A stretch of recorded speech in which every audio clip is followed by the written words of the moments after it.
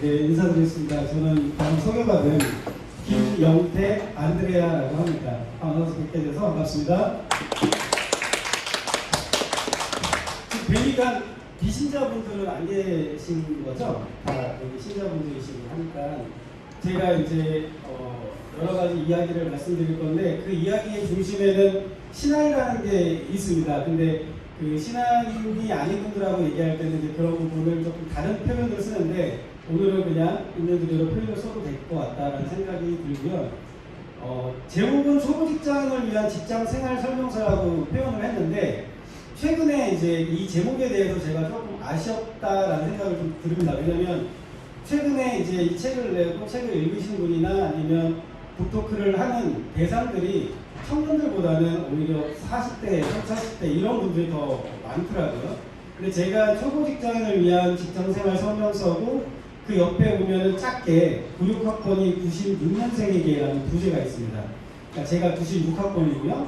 96년생이면 이제 사회생활을 막 시작한 청년들을 얘기하는데 그 이유는 제가 이제 청년들에 대해서 관심이 굉장히 많기 때문인데요. 그러니까 제가 청년 시절에 누군가가 나한테 좀 조언을 해줬다면, 좀 도움을 줬다면 내가 굳이 하지 않아도 될 시행착오를 겪지 않았을 텐데 라는 아쉬움이 있어서 청년들을 조금 더 많이 관심을 가지고 그들에게 도움을 줄 수 있으면 좋겠다라는 생각을 항상 하고 있었습니다. 그래서 제목을 이렇게 줬는데 그 뒤에도 이제 나오겠지만 직장인뿐만 아니라 공동생활을 하는, 공동체 생활을 하는 모든 사람에게 도움이 될 수 있는 그런 내용들로 구성됐다라고 말씀드릴 수 있을 것 같습니다. 간단하게 제 소개를 먼저 드리면 저는 청리성이라고 하는 이제 퍼스널 브랜딩을 하고 있습니다. 들을청, 이로울리, 이룰성 이렇게 하는데 그 한자를 풀면 이야기를 경청해서 이로운 것을 갖추도록 돕는 사람이다. 그러니까 제가 그렇다라는 것보다는 그런 사람이 되고 싶다. 그래서 다른 사람의 이야기를 경청해서 그 사람이 원하는 이로운 것을 갖추도록 돕는 사람이 되고 싶다라고 해서 청리성이라는 퍼스널 브랜딩을 했고요. 저는 아까 말씀드린 것처럼 세 번째 책입니다. 첫 번째는 직장인을 위한 기도 에세이. 그래서 완벽한 하루라는 책이 있는데 이 책 뒤에 보면 지금은 절판이 됐는데요. 후면에 보면 지금 주임신부님이신 한동주 신부님께서 추천서까지 이제 써주신 그런 책이고요. 두 번째는 이제 딸에게 아빠가 필요한 순간이 있다는 책인데 이거는 제가 딸만 셋을 같이 생활하는 그 아빠로서 딸들과 생활했던 에피소드들을 좀 정리를 했습니다. 그래서 아빠들이 딸하고 소통하는데 좀 어려움이 있다는 얘기를 많이 듣고 나의 경험은 이렇습니다라고 해서 조금 도움이 될 것 같아서 했고 그 다음에 지금 말씀드리는 초보 직장인을 위한 직장인 생활 설명서는 공동체 생활을 하는 사람이라면 좀 알아두면 도움이 될 만한 그런 내용들로 구성을 했습니다. 그 외에 저는 이제 물론 직장 생활을 지금 하고 있고요. 별도로 이제 글을 쓰면서 책을 출간을 하고 이제 코칭이라는 걸 배워가지고 지금은 이제 코치를 육성하는 교육을 같이 하고 있습니다. 그래서 글과 코칭과 강연을 통해서 이야기를 경청하고 이런 것을 갖추도록 돕는 사람이 되겠다라는 저만의 이제 다짐을 이렇게 생각놓은 겁니다.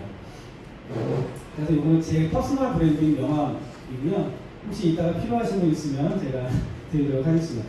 여기 넘어가기 전에 간단하게 이거 한번 말씀드릴게요. 아마 많은 도움이 되실 것 같아서 설명을 드리면 청리성의 청자가 들을청입니다. 들을청 다 아시죠? 근데 이 들을청 경청이라는 걸 이야기할 때 이 청자를 쓰는데 이 한자의 풀이를 잘만 해도 어떻게 하면 경청이다라고 말할 수 있다라고 얘기할 수 있습니다. 여기 한자를 잘 보시면 세분화적으로 보시면 하나씩 좀 보이시죠? 그죠? 자, 여기 보면 귀이가 있고요. 인구 왕자가 있고 열십자가 있고 눈목자가 있고 한일자가 있고 아홉신자가 있습니다. 그래서 경청이라 하면 임금의 이야기를 듣듯이 10개의 눈으로 보고 하나의 마음으로 듣는다.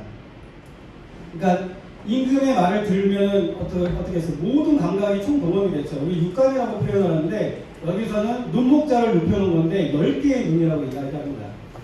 모든 감각을 동원해서 이야기를 듣고 하나의 마음, 그러니까 이야기를 하는 사람과 듣는 사람이 서로 다른 마음이 아니라 이야기를 하는 사람의 마음과 하나 되고자 하는 마음을 갖고 들어야 진짜 경청을 했다라고 이야기할 수 있는 거죠. 그러니까 나는 누군가의 말을 경청했어 라고 이야기하려면 이 사람이 임금이라는 생각을 가지고 10개의 눈을 동원해서 그 사람의 마음과 하나 되고자 하면서 들었다면 그것이야말로 진정한 경청이다 라고 말할 수 있습니다. 그래서 저는 이 경청, 들으려고 하는 것들을 많이 공부를 하고 있고, 그게 이제 코칭이라는 이제 학문이라고 하긴 좀 모르지만 그 분야에서 이제 그 듣는 것들을 많이 훈련을 받고 있습니다.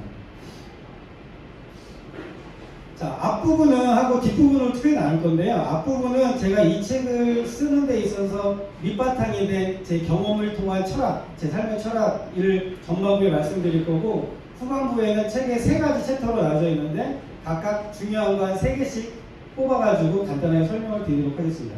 자, 인생의 갈림길은 인생은 갈림길의 연속이다라고 표현을 해도 과언이 아닌데요. 어떤 갈림길이라면 내가 원하는 길과 그 다음에 실제로 이루어진 길, 그죠? 내가 이루어진 길과 또 다르게 얘기하면 내가 원하지 않던 길, 않던 방향이라고 할 수 있죠. 그래서 이 파란색 부분은 내가 원하는 길이라면 빨간색 길은 실제로 일어난 길, 그리고 내가 원하지 않는 방향이라고 말씀드릴 수가 있을 것 같은데요. 그래서 신호등으로 말씀드리면 초록불은 내가 원하는 거고 빨간불은 내가 원하지 않는 거라고 보면 제 인생에서 3개의 큰 갈림길이 있었는데 그 갈림길이 어떻게 이루어졌는지를 간단하게 설명을 드려볼게요. 첫 번째는 결혼입니다. 결혼을 저는 계획을 했어요. 저희 초록색은 좀 뒤에도 말씀드리겠지만 체육교육을 전공을 했기 때문에 임용고시를 봐서 체육교사가 돼야지라고 결심을 했습니다. 그런데 그 중간에 좀 다른 일이 있어서 일을 하다가 이제 임용고시를 보기 위해서 하던 일을 그만두고 소위 말해서 백수가 돼서 이제 시험을 준비하는 찰나에 결혼을 하게 됐죠. 사고 친 건 아니고요. 사고 친 건 아니고 부모님끼리 인사하다가 이제 갑자기 날짜를 잡혀서 그때 나이가 제가 28이고 저희 집사람이 24이었습니다. 그래서 부모님이 하라고 하면 당연히 해야 되는 줄로 알았던, 그래서 결혼한 시점이 저는 고시생 백수였다라는 부분이었습니다. 그래서 저의 결혼이라는 갈림길은 빨간불이 들어왔다고 그때 당시에는 생각을 했습니다. 두 번째는 이제 직업인데요. 말씀드렸던 것처럼 저는 임용고시를 봐서 체육교사가 돼야 되는 게 저희 천직이라고 생각을 하고 그렇게 살아왔습니다. 근데 말씀드린 것처럼 열심히 공부를 했지만 임용고시라는 게 이게 한 번에 붙기가 사실 쉽지 않거든요. 그래서 보통 2번, 3번 보는데 처음 시험에서 안타깝게 떨어졌습니다. 매우 안타깝게 떨어졌습니다. 근데 다시 한번 도전을 하면 됐을 수도 있겠지만 마침 그때 저희 첫째가 태어나기로 된 시점이었어요. 그러니까 더 이상 공부를 할 수 없는 상황인 거죠. 이제 먹여 살려야 이제 아이가 생겼다는 부분에서. 그래서 임용고시라는 꿈을 접고 이것저것 일을 하기 시작을 합니다. 그래서 그때 당시에 저한테 또 다시 한번 직업에 대한 빨간불이 들어오게 됐습니다. 그렇게 이것저것 찾던 중에 선배가 하는 회사에 우연히 들어가게 됐고 전혀 알지 못하는 직업을 선택을 해서 그 일을 굉장히 열심히 잘 했는데 다행히도 저하고 적성이 너무 잘 맞았어요. 근데 그 일은 주말에도 계속 출장을 갔던 일이었어요. 쉬는 날이 거의 없는 일이었음에도 불구하고 저는 너무 즐겁고 재미있게 일을 했다. 그래서 너무 다행이다 라고 생각을 하고 있었는데 8년 정도가 지난 시점에 갑자기 직장을 나와야 되는 상황이 생긴 거예요. 그러니까 외부에서 누군가가 들어오면서 밀리는 느낌 있잖아요. 밀리는 느낌이 딱 든 거지. 그때 저희 첫째가 5살인가 그랬어요. 6살, 5살 됐고 첫째, 둘째, 셋째 그래서 막 3살, 2살 한 사람에게 한창 돈 들어갈 때 그 상황에서 이제 그런 상황이 닥치는 거였습니다. 그래서 어떻게 할까 고민을 했는데 직장 내에서는 사실 버티기 너무 힘들었고 근데 주변에서는 다 그러죠. 애가 셋인데 그럼 어쩔 거야. 들어도 참고 다녀야지. 근데 그렇게 하던 와중에 여기 이제 신하님분이 계시니까 한 번은 제가 이제 어두운 밤길을 걸어가면서 계속 이제 데려왔죠. 어떻게 해야 됩니까? 나는 어떻게 해야 됩니까? 도대체 어떻게 해야 됩니까? 했는데 그때 제 가슴 속에서 하나의 이제 뭔가 뜨거운 것들이 올라오면서 이런 말씀의 울림이 들렸습니다. 두려워하지 마라. 내가 항상 너와 함께 있겠다라는 말씀을 딱 듣는 순간 다음날 바로 사표를 냈습니다. 지금 남들이 봤으면 정말 대책 없을 일이었지만 저는 그걸 믿었기 때문에 그 전에도 몇 번의 그런 경험이 있기 때문에 냈는데 다행히도 한 달 반 정도 지난 시점에 비슷한 동종업계의 회사에 같이 일하자는 제안을 받아서 그 회사에 들어갔고 올해 그 회사에서 일한 지 만 10년이 넘은 시점이 되었습니다. 그때 당시 쫓겨났을 때 당시에는 빨간불이었다는 거죠. 자, 근데 지금 인생에서 가장 중요한 갈림길은 결혼과 직업과 직장에서 저는 모든 게 다 빨간불이 들어왔어요. 제가 원하는 것이 아니라 원하지 않던 방향으로 흘러갔는데 여러분 보시기에는 제가 그래서 굉장히 안쓰럽고 안타깝고 불쌍하게 이렇게 보이시나요? 아니죠. 저도 그렇게 생각을 하는데 갈림길의 결과는 어땠냐? 시간이 지나고 나서 알게 됐습니다. 깨닫게 됐습니다. 내가 원하는 것이 최선이 아니라는 것을 깨닫게 됐습니다. 내가 원하고 가고자 하는 방향이 최선이 아니다. 자, 만약에 제가 체육교사가 됐으면 어땠을까 생각을 해보면 제가 체육교육 전공이기 때문에 체육교사 친구들이 되게 많은데 그 친구들이 자기는 체육교사만 보고 2, 3년 공부해서 들어가고 얼마 안 지나서 굉장히 힘들다라는 하소연을 많이 해요. 예전도 그랬는데 요즘은 더 많이 그렇죠. 요즘은 정년퇴임을 하시는 교사 선생님들이 70%를 안 된다고 하더라고요. 남들이 좀 이해가 안 되죠. 그냥 있으면 정년퇴임 하시면 왜 굳이 그만둬? 그만큼 교직 생활하는 게 굉장히 힘들다. 제가 보기에는 그렇게 안 보이시겠지만 제가 극도의 B형이기 때문에 굉장히 욱하는 성격이었습니다. 그래서 제가 만약에 체육교사가 됐다면 한 5년도 못 버티고 사고치고 나오지 않았을까? 이런 생각을 가끔 합니다.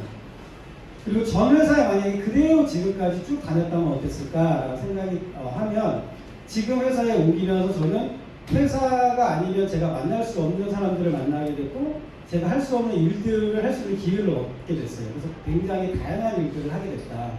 그래서 만약에 전 회사에 그대로 있었다면 점점 도태되면서 어느 순간 저는 이도저도 안 되는 상황이 되지 않았을까라는 생각이 들었습니다. 결정적인 결혼. 아무것도 없는 상태에서 이른 나이에 결혼을 했습니다. 남들은 철이 없다라고 생각을 했겠죠. 근데 시간이 지나고 알게 됐습니다. 만약에 제가 그때 못 모르고 결혼을 하지 않았다면 아마 시간이 지나서 점점 따지기 시작했을 것 같아요. 그러니까 직업을 좀 가지면 돈을 얼마 정도 모으면 그리고 전세라도 있으면 그래도 뭐라도 있으면 하다 보면 20대, 30대에 넘어가서 결혼을 차일피일 미뤘던 것 같고 그리고 지금에 와서야 그렇지만 이제는 어엿하게 이제 대학생이 된 딸과 고등학생이 된 딸과 중학생이 된 딸이 있다는 것 자체가 너무 행복하다 이렇게 당당하게 이야기할 수 있을 것 같습니다. 그래서 필요한 게 있는데요. 여기 넘어가기 전에 그래서 제가 이 경험들을 하면서 저만의 나름의 인생 문장을 하나 정했습니다.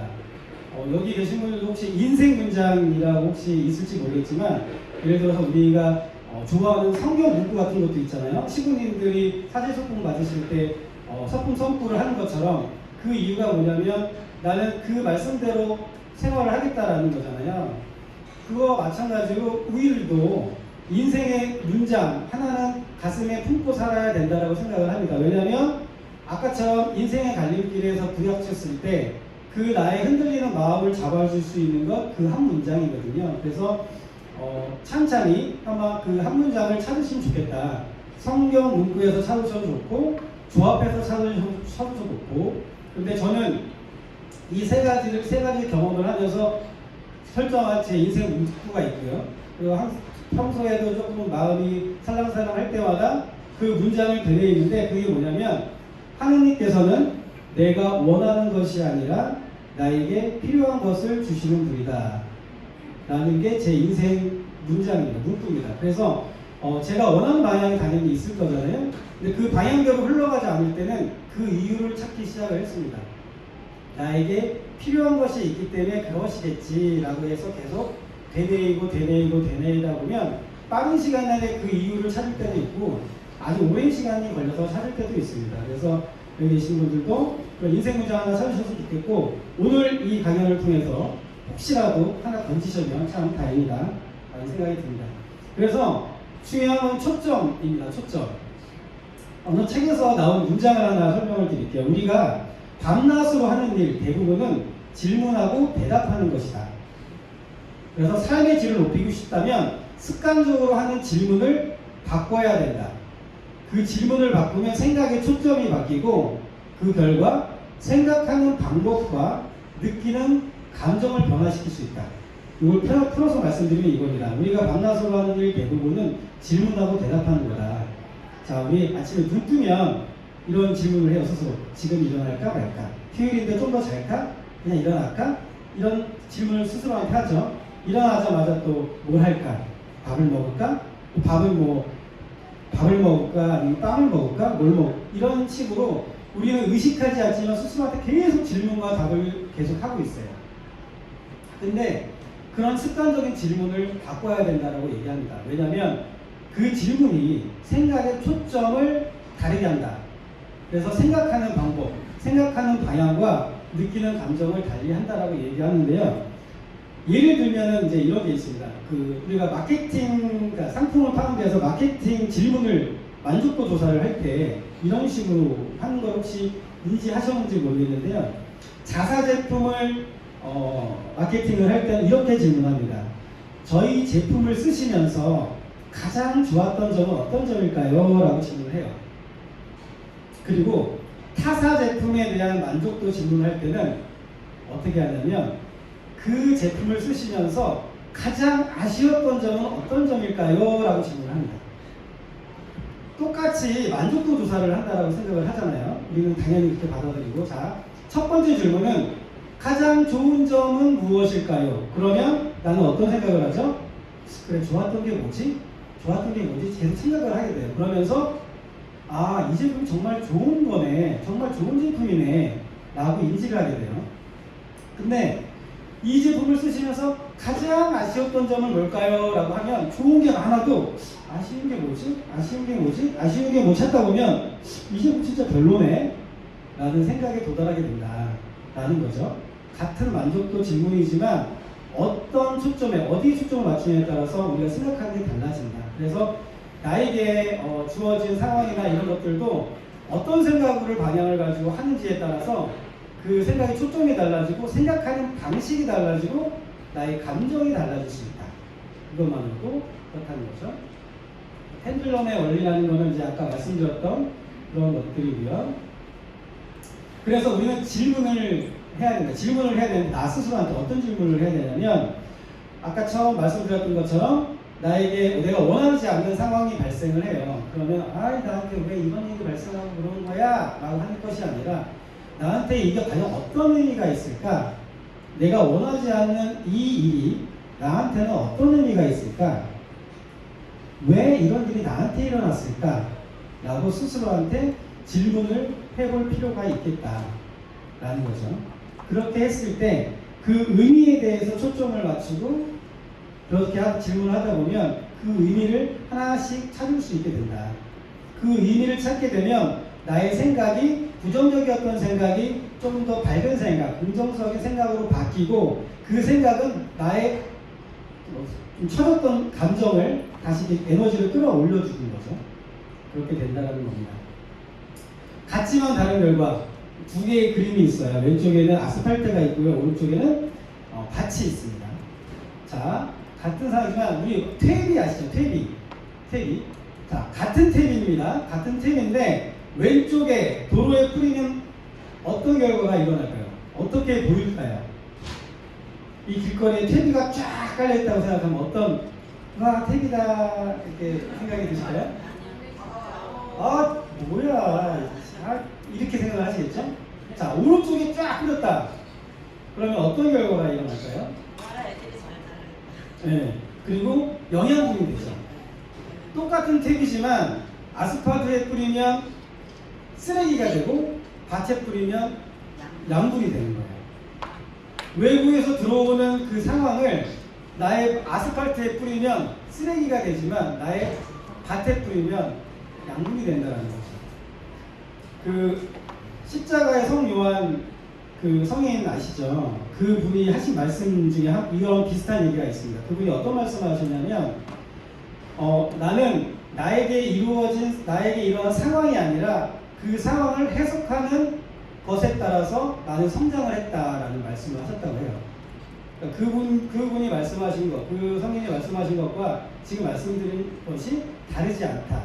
상황은 동일하게 벌어지지만 그것을 내 마음 어디에 뿌리고 어떤 초점을 맞춰서 어떻게 생각하느냐에 따라 감정이 달라지고 심지어는 습관이 달라지면 뭐가 달라진다고 했죠? 운명이 달라진다 라는 말을 합니다. 그래서 이 분뇨를 거룩으로 썼다라는 그 사례 중에서 가장 적합하다고 싶은 사례를 하나 갖고 왔는데요.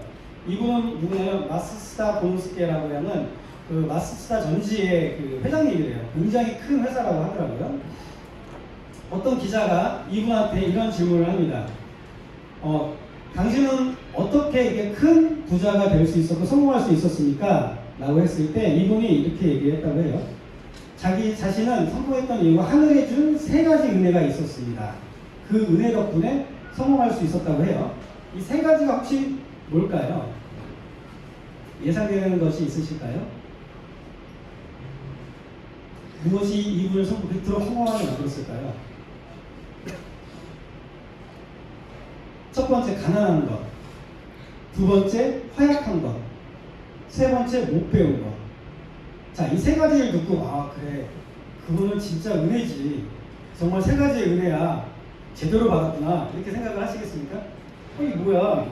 이게 은혜라고? 라고 생각을 하실 수 있는데, 이분이 이렇게 설명을 합니다. 가난함 덕분에 성실함의 중요성을 일찍 깨달았다. 그래서 열심히 일했다. 그 다음에 내가 허약한 걸 알았기 때문에 건강의 소중함을 느끼고 몸을 아끼고 관리할 수 있었다. 그리고 내가 초등학교 4학년까지밖에 못 배워서 나를 만나는 모든 사람들을 배움의 스승의 대상으로 생각해서 항상 배움에 관심을 가졌다.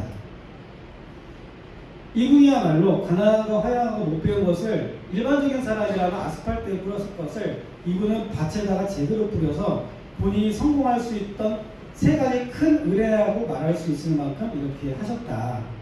그러니까 우리에게 벌어진 상황 때문에가 아니라 그 상황을 해석하는 나의 생각과 나의 감정 때문에라고 말을 해야 되지 않을까라는 생각을 듭니다. 이런 생각들을 대토대로 제가 이 책을 썼는데, 이 책을 아까 우리 구준심님께서 저를 보고 놀라시더라고요. 저는 그래서 생각보다 되게 젊으시네요 라고 생각을 했는데 생각보다 나이가 좀 있으시네요 라고 얘기를 하시더라고요. 그래서 왜 그러시냐고 물어봤더니 글을 보니까 한 30대 정도에 썼던 글 같다라고 얘기하시더라고요. 그래서 맞습니다. 제가 이 책은 한 10년 전에 쓴 것도 있고요, 5년 전에 쓴 것도 있고, 뭐 한 3년 전에 쓴 것도 있고, 이렇게 시간폭이 좀 있습니다. 그래서 조금 약간 헷갈릴 수도 있는데, 그래서 아마 그런 느낌이 들지 않았나. 그래서 제가 이거를 말씀드린 건 아까 처음에도 얘기했지만 저는 청년들의 굉장히 큰 관심을 갖고 있고 청년들의 성장과 그런 거에 도움을 주기 위해서 많은 생각을 좀 하고 있는데요. 그 이유가 누군가가 이런 관점을 좀 바꿔줄 수 있다면 미리, 그리고 누군가가 처음에 좀 도와줬다면 제가 경험했을 때 뼈가 되고 살이 되는 경험도 있지만 굳이 하지 않아도 될 시행착오도 있잖아요. 그런 것들을 좀 최소화해 줬으면 참 좋겠다라는 생각이 들어서 이 책을 구성을 하게 됐습니다.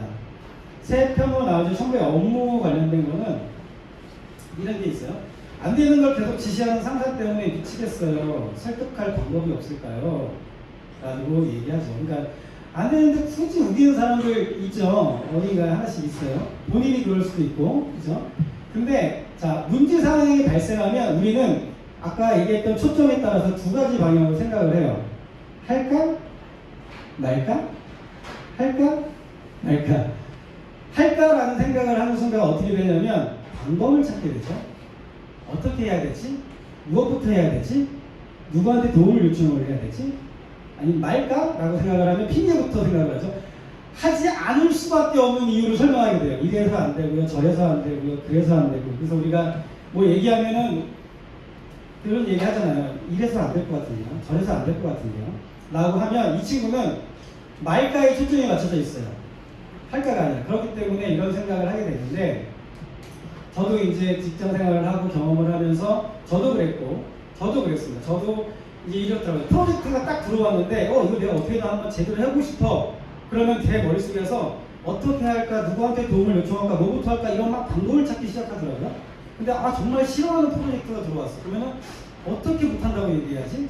어떻게 안 할 수밖에 없는 이유를 설명하지를 찾더라고요. 그래서 하고자 하면 방법이 생기고 피하고자 하면 핑계가 생기는구나 라는 거를 한 10여 년 전에 깨달았는데, 이게 필리핀 속담이라고 하더라고요.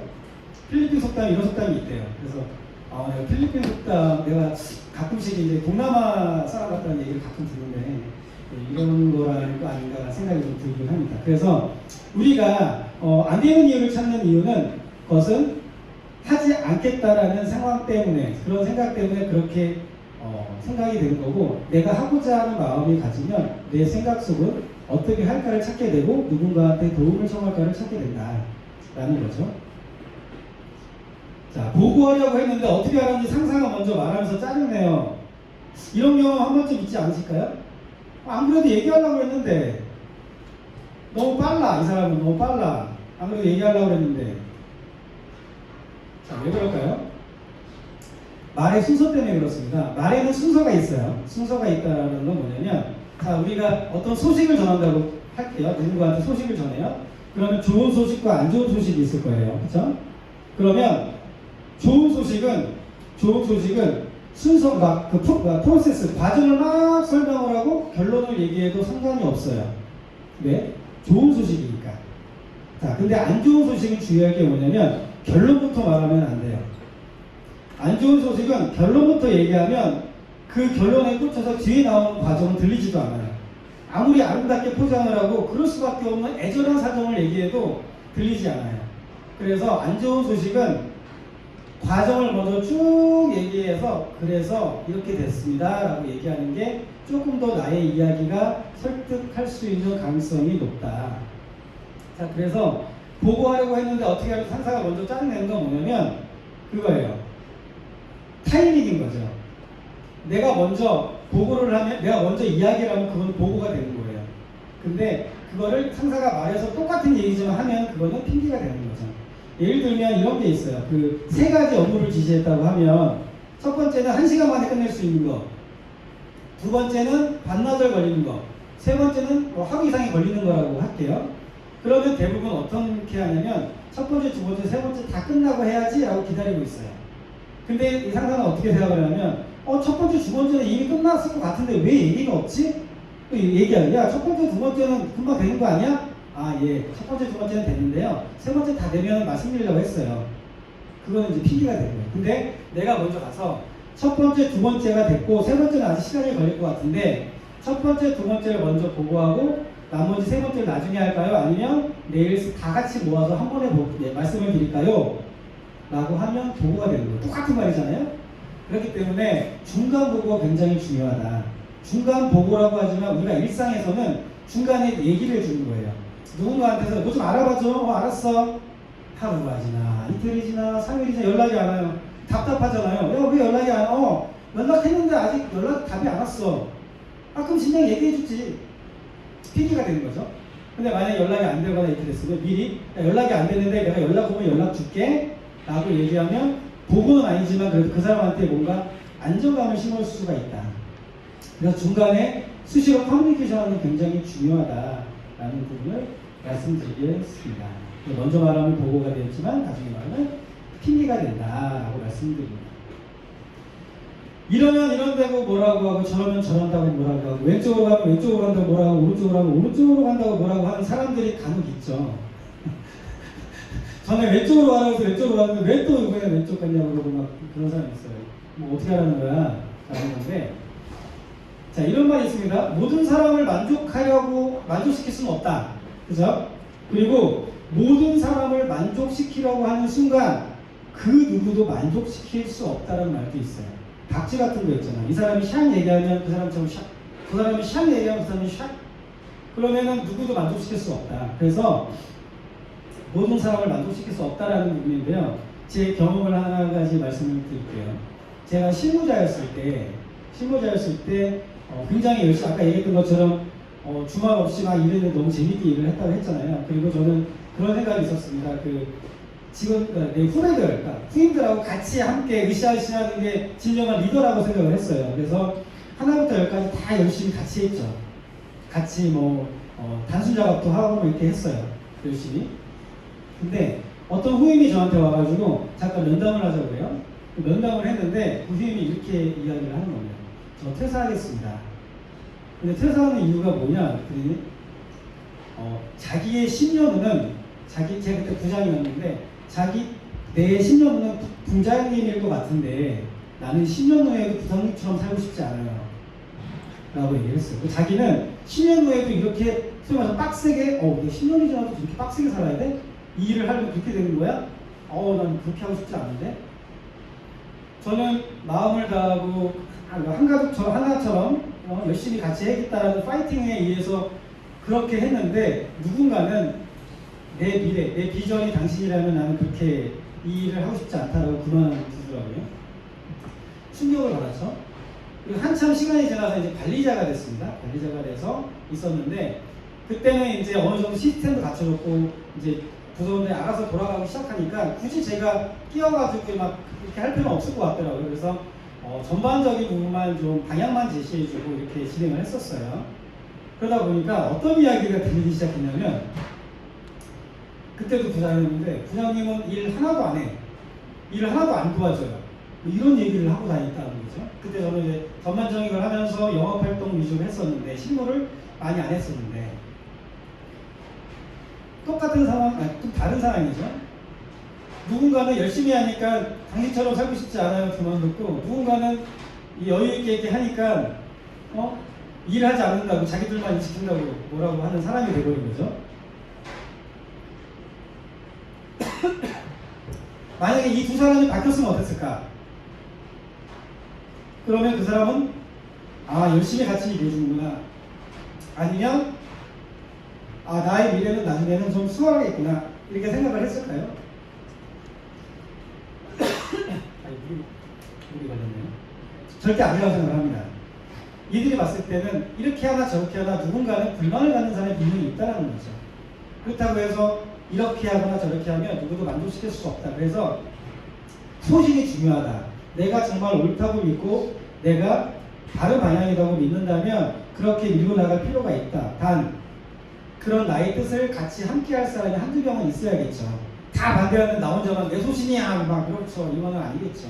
한두 명이라도 나의 뜻과 나의 말에 동의를 한다면 그 소신대로 밀고 나가는 것이 훨씬 더 필요하다. 결이 맞는 사람이 있고 결이 맞지 않는 사람이 있다. 결이 맞지 않는 사람은 어쩔 수 없다라고 생각을 해야 된다라는 거죠. 모두가 좋게 바라볼 수는 없다라고 이렇게 결론 지을 수가 있습니다. 마음 다스리면 이제 이런 얘기를 한 게 있어요. 매일 루틴을 짓고 싶은데 못하는 날이 있어요. 속상해요. 꾸준하게 하고 싶어요. 각자 여기 계신 분들은 아침이나 점심이나 이렇게 나만의 루틴을 설정하신 분들이 계실 거예요. 근데 하루도 빠짐없이 열심히 잘 하고 싶은데 작심삼일은 아니지만 며칠만 지나면 잘 안 하게 돼. 무슨 일이 생겼고 빼먹는 게 너무 소위 말해서 심하게 얘기하면 죄책감까지 느껴요. 내 스스로 약속을 못 지킨 것 같아서. 자, 근데 완벽이라는 단어가 있습니다. 완벽이라는 단어를 국어사전에서 찾아보면 흠이 없는 상태라고 정의를 해요. 흠이 없는 상태. 자, 근데 흠이 없는 상태가 과연 있을까? 우리는 아까 초점도 얘기했지만 흠이 없는 상태보다 흠이 있는 상태를 많이 초점이 맞춰져 있는 것 같아요. 예를 들어서 식당에 가면 반찬이 한 5가지 정도가 나온다고 칠게요. 4가지 반찬은 나한테 입맛도 맞고 내가 좋아하는 반찬이야. 하나는 왠지 되게 미미하고 싱거워.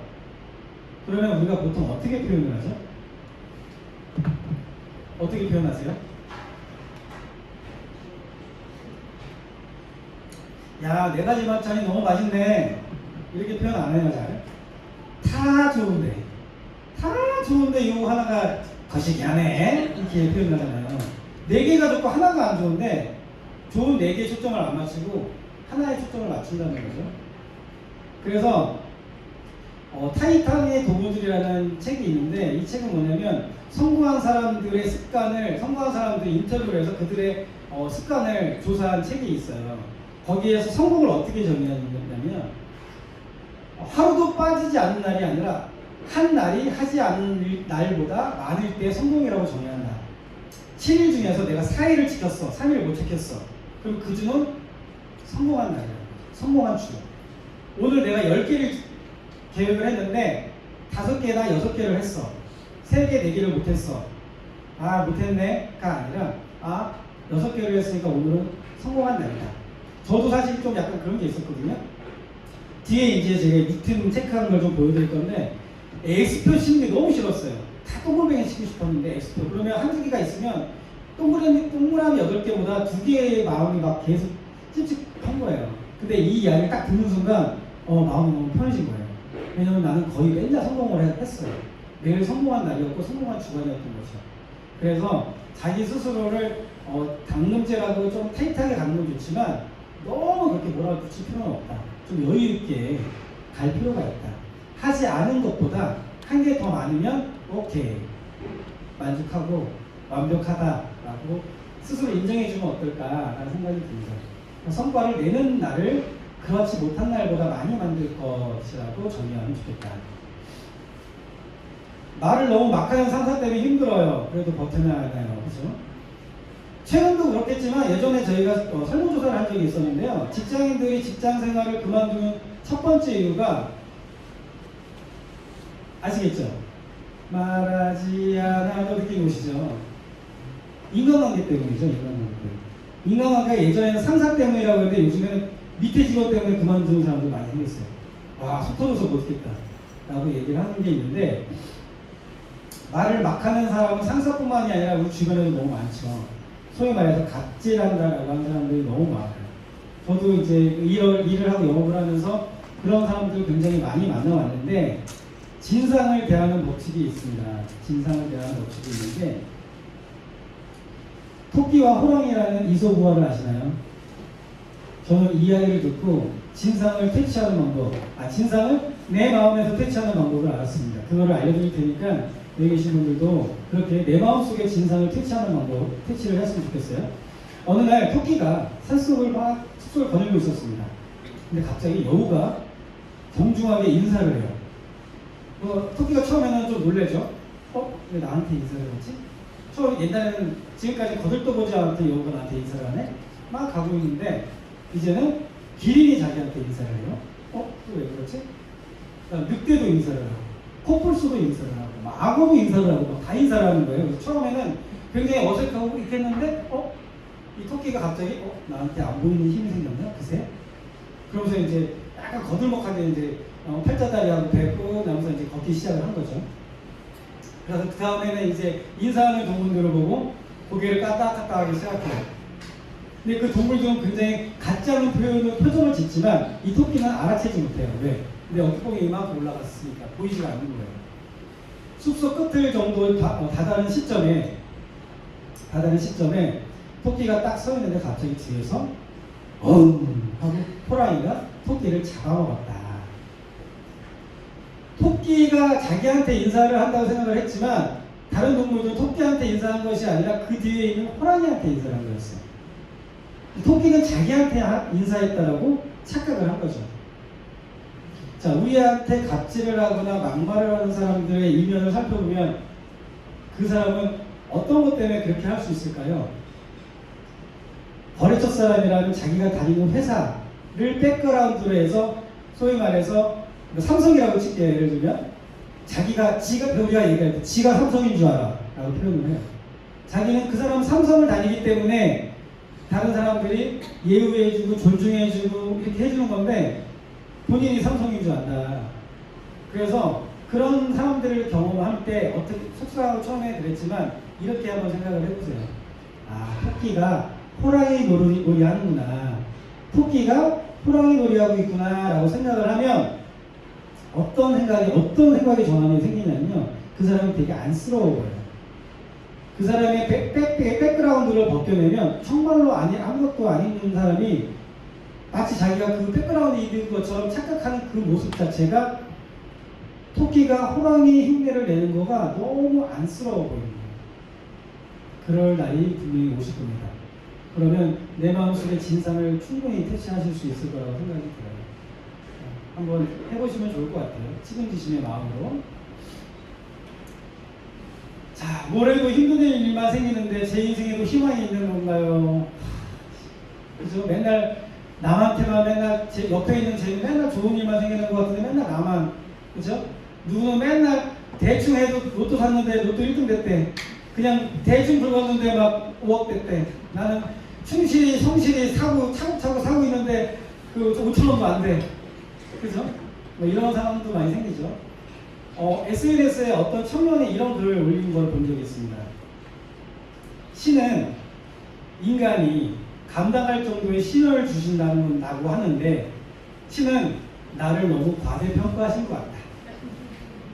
그러니까 너무 힘들다는 거죠. 그러니까 그 글을 읽는 순간 처음에는 피식하고 웃었지만 얼마나 힘들었으면 이런 이야기를 했을까라는 생각을 들었습니다. 저도 뭐 그런 생각을 안 한 건 아닌데 한 영상을 보면서 라는 걸 깨닫게 됐어요. 그 영상을 한번 보실게요. 보신 분들도 계실 건데 책 안에도 그 QR코드로 해서 영상을 볼 수 있도록 만들어 놨거든요. 한번 보시도록 하겠습니다.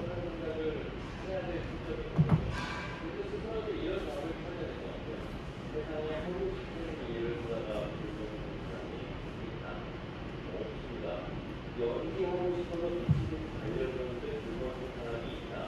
한번 찾아보고 쉽게 이제는 꼭 찾아보고 있다.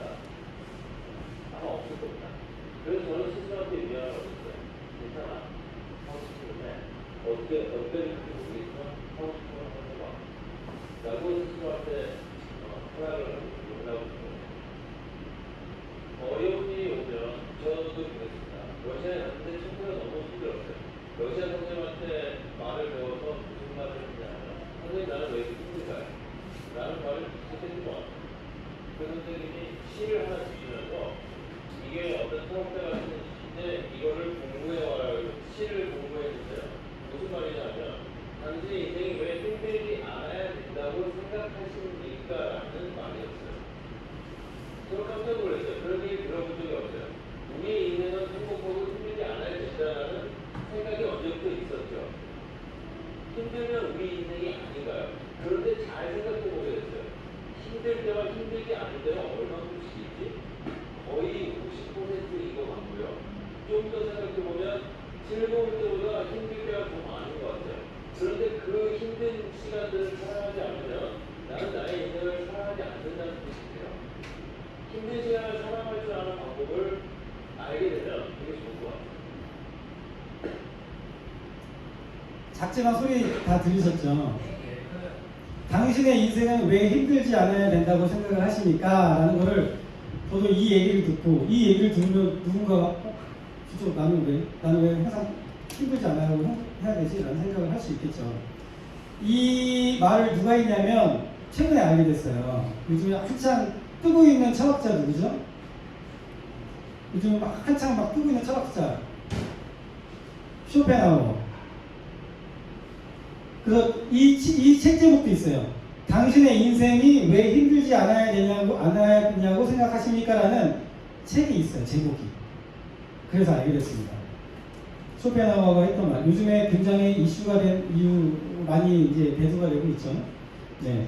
그래서 저는 이렇게 또 얘기하고 싶어요. 인생은 육교와 지하도와 같다. 자, 육교와 지하도의 공통점과 차이점이 있습니다. 뭘까요? 네, 올라가고 내려가고. 자, 지금 현재 있는 이 시점에서 저 시점, 내가 현재 있는 위치에서 가고자 하는 위치까지 건너가는 건 동일하죠. 근데 육교는 처음에 올라가고 나중에 내려와요. 지하도는 처음에 내려가고 나중에 올라와요. 결국은 지금 내가 오르막길이라고 생각을 한다면 결국은 내리막길도 있을 거야. 그리고 지금 내리막길이라고 한다면 언젠가는 오르막길도 있을 거야 라고 생각을 하는 필요가 있다는 거죠. 아까 처음에 제가 결혼 일찍 얘기했던 거 말씀드렸죠. 그러니까 저희는 너무 일찍 결혼했고 신혼생활이 별로 없었고 남들이 이제 한창 막 소위 말해서 이제 자유롭게 날아다닐 때 이제 아이를 키워야 되는 그런 상황이었죠. 그때 이제 집사람도 많이 힘들어했고, 그 제가 했던 얘기가 뭡니다. 우리는 지금 6교를 올라가고 있는 거야. 다른 친구들은 지금 지하도를 내려가는 거고, 나중에는 그 친구들이 아마 우리를 부러워할 거야. 근데 진짜로 이제 아이들이 어느 정도 커서 냅두고 저희끼리 영화를 보러 가고 막 돌아다닐 수 있을 때 친구한테 이제 전화가 왔어요. 집사람한테. 어디야? 밖이야. 애들 놔두고 밖에 나가면 돼? 이제 괜찮아. 좋겠다. 나 이제 기저귀 갈아야 되는데. 그쵸? 물론 그 시점에 할 수 있는 것과 할 수 없는 게 있긴 합니다. 그렇지만 지금 오르막길이 있다면 나중에 내리막길이 있고, 지금 내리막길이라면 오르막길이 있을 수 있다. 그렇게 생각을 하면 어떨까? 그러면 내 마음이 조금은 더 편해지지 않을까라는 생각을 듭니다. 자기 개발은 이제 어떤 선택을 해도 아쉬움이 났는데 이것도 병인가요? 병이에요. 병이에요. 자, 어떤 선택을 할까? 제가 보통 이런 걸 얘기할 때 어떻게 표현하냐면 가지 않은 길에 대한 동경이라고 표현을 해요. 짜장면 먹고 짜장면 먹을까 짬뽕 먹을까 했는데 짜장면 먹고 나서 짬뽕 먹을 거야. 짬뽕 먹으면서 짜장면 먹을 거야. 그래서 짬짜면이 나왔지만 짬짜면이 얼마 지나지 않아 사라졌죠. 왜? 이도저도 아니니까. 그죠? 그래서 죽음을 앞둔 분들한테 설문조사를 한 게 있었어요. 호스피스 병동에서. 그분들한테 가장 아쉬웠던 게 뭡니까? 라고 했어요. 첫 번째, 내 마음대로 살아보지 못한 거. 우리도 가만히 보면 내 마음대로 산다기보다는 직장에 다니면 상사의 말에 의해서, 그렇죠? 또 가족이라 보면 또 아이들의 의견에 의해서, 이런 여러 가지가 있겠죠? 내 마음대로 살아보지 못한 게 첫 번째고, 두 번째가 더 베풀지 못한 거예요. 좀 더 베풀 것. 세 번째가 마음에 앙금이 있는 사람하고 화해하지 못한 거. 이 세 가지라고 합니다. 여기서 질문. 그럼 그 사람이 5년, 10년을 더 산다고 한다면 이 세 가지를 말끔하게 해소할 수 있을까요? 그분들은 예전에 이 얘기를 못 들어봤을까요? 우리도 마찬가지입니다. 우리도 나중에 지금 제가 말씀드렸지만 또 이런 생각을 할 거예요. 왜 그럴까요? 왜 그때 안 했을까요? 자, 가족들이랑 간만에 식사를 하기 위해서 딱 자리에 앉았는데 친구한테 전화가 왔습니다. 전화가 옵니다. 야, 잠깐 그때 왔는데 나와라, 같이 술 한잔 하자. 그러면 두 가지 중에 하나 선택을 할 수 있어요. 아니야, 나 가족들이랑 밥 먹어야 돼, 나중에 보자. 아니면 그래 알았어, 가족들한테 양해를 구하고 갈 수 있겠죠. 어떤 선택을 해야 됩니다. 근데 어떻게 하냐면 가족들이랑 같이 밥을 먹으면 계속 친구 생각나서 미안해요. 갈 걸 그랬나? 뭔 일 있는 거 아니야? 계속 막 그러면 여기에도 집중을 못해, 저기에도 집중을 못해요. 그냥 친구들한테 양해를 구하고 친구를 만나러 가요. 그럼 거기 가서 또 오랜만에 먹는데 괜히 또 삐진 거 아니야? 나중에 또 거기도 집중을 못해요. 어떤 선택을 해도 우리는 하지 못한, 가지 않은 길에 대한 동경을 할 수밖에 없다. 그죠? 그래서 우리는 어떤 선택을 하든 간에 내가 선택한 것에 집중하고 만족을 해야 된다. 그래서 저는 이런 얘기를 합니다. 최악의 선택은 잘못된 선택이 아니라 내가 한 선택을 부정하는 것이다. 최악의 선택은 내가 잘못 선택한 게 아니에요. 잘못 선택할 수 있죠. 오른쪽으로 가야 되는데 왼쪽으로 가가지고 막 한 20분, 30분 돌 수 있어요. 근데 그걸 계속 이러면 최악의 선택이 되는 거예요. 근데 그냥 20분 그냥 뺑 돌면서 여유있게 드라이브 했다 생각하자 라고 하면 그거는 최악의 선택이 아닌 거죠. 그래서 그렇게 생각을 하시면 좋겠습니다. 최악의 선택은 잘못된 선택이 아니다. 선택하지 않은 것에 미련을 주는 게 최악의 선택이다. 나는 최악의 선택을 계속 할 것인가 아니면 최선의 선택을 할 것인가. 그거는 어떤 선택을 했느냐가 아니라 그 선택에 대해서 내가 어떤 마음을 내느냐에 따라 달라진다는 거죠. 아무리 노력해도 아무리 노력해도 아무도 알아주지 않아요. 계속 해야 되나요? 카카오뱅크 많이 쓰시죠? 여기에 보면 매일 적금하는 게 있어요. 아세요? 1,000원부터 해가지고 적립하는 게 있어요. 저는 예전에 7,000원씩 했는데 요즘에 5,000원씩 하는데요. 어느새 눈 깜짝하게 보면 어느 정도 100만 원이 모였을 경우도 있었어요. 나도 모르게 그냥 5,000원씩 그냥 빨리 안 가고 5,000원 사실상 하루 동안 있어도 그만 없어도 그만 하는 돈이잖아요. 근데 다시 생각을 해보면 7,000원 했을 때 생각을 해볼게요. 30일이라고 하면 7, 3, 20일. 만약에 내가 한 달에 20만 원짜리 적금을 든다고 생각하면 어떨까요? 쉽게 들 수 있을까요? 저는 못 들었을 것 같아요. 근데 하루에 7,000원, 5,000원씩 하니까 그게 되더라고요. 그것처럼 내가 하는 선행, 노력 이런 것들은 어딘가에 차곡차곡 쌓고 있다. 일시불이 아니라 뭐 할부다 뭐 이런 생각을 하는 거죠. 매일매일 5,000원씩 눈에 띄지 않지만 이런 것들이 쌓이고 있다라고 생각을 하시면 좋겠다. 보답은 어떤 방식으로도 온다. 예를 들어 내가 A한테 밥을 사면 A한테 밥을 얻어먹는 게 아니라 뜻하지 않게 C한테 밥을 얻어먹을 때가 있어요. 그렇죠? 그러니까 내가 그 마음이 불편하면은 A한테 줬는데 A한테 받으려고 하니까 그런 거예요. 그죠? 나 줬는데 쟤는 안 줘. 어이씨. 근데 A한테 주고 A가 안 주면 누군가 받겠지, 어디서 받겠지 하면 또 C한테 싹 온다라는 거죠. 그렇죠? 그래서 그런 것들을 좀 생각하시면 좋겠다. 내 선행과 노력은 분명히 어떻게 쌓이고 있으니까 걱정하지 않았으면 좋겠다라는 거고요. 나름 계획은 잘 세우는데 시간 관리가 안 된다는 느낌이 들어요. 왜 그럴까요? 자, 자기경영이라고 보통 많이 표현하는데 우리 가계부 혹시 쓰시는 분 계세요? 가계부? 가계부도 안 쓰세요? 아, 예. 우리 가계부 써요. 가계부 써요. 자, 가계부를 쓰는 기준은 뭘까요? 기준이라고 말하기가 좀 애매할 수 있는데 우리가 예산을 먼저 전체적으로 뭐 이건 얼마 쓸 거고 이건 얼마 쓸 거고 얼마 쓸 거고 계획을 해요. 근데 포인트는 뭐예요? 내가 쓴 돈을 기록하는 거예요.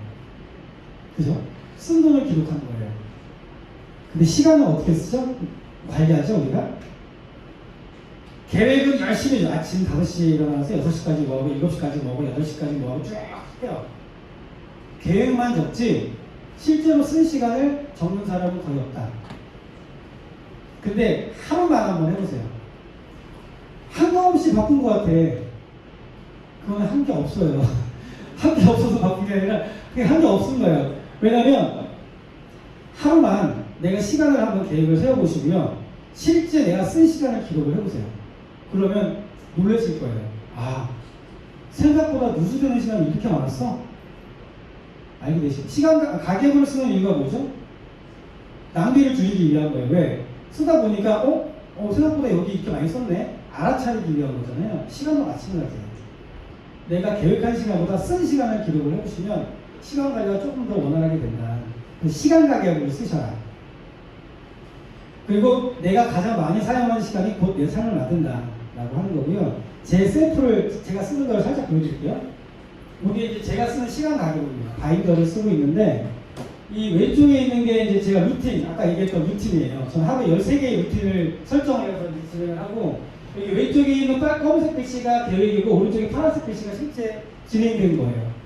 이렇게 하다 보니까 시간을 어떻게 쓰고 있는지를 좀 더 명확하게 이해할 수 있다라는 거죠. 그래서 꼭 내가 쓴 시간을 기록하셔라.